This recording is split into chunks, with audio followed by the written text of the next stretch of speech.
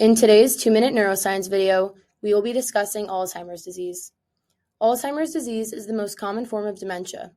Dementia is an umbrella term for a range of symptoms associated with cognitive impairment, such as memory loss and the inability to think clearly. The prevalence of Alzheimer's increases with age and ultimately results in death.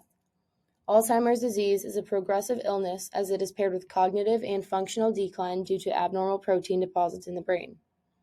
The major molecular components associated with Alzheimer's disease are beta amyloid protein plaques and tau proteins found in neural fibrillary tangles.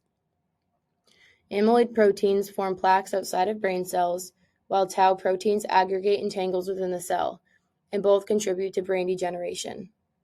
Brain degeneration is a result of the loss of neurons and synapses all over the brain, which are the connections between neurons.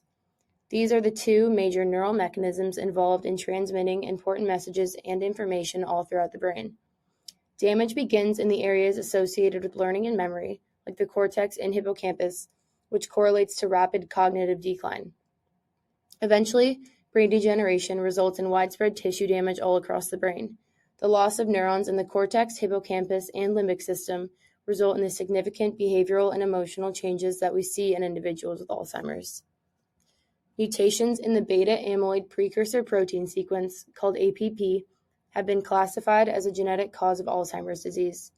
Changes in this gene sequence influence beta amyloid protein levels, and as we discussed earlier, the accumulation of beta amyloid proteins found in plaques throughout the brain is one of the primary causes of Alzheimer's disease. Although it's a genetic disorder, it's much more prevalent in third world countries due to a variety of reasons, such as lack of education and lifetime burdens of stress, which all aid in the depletion of neurons, particularly in the hippocampus.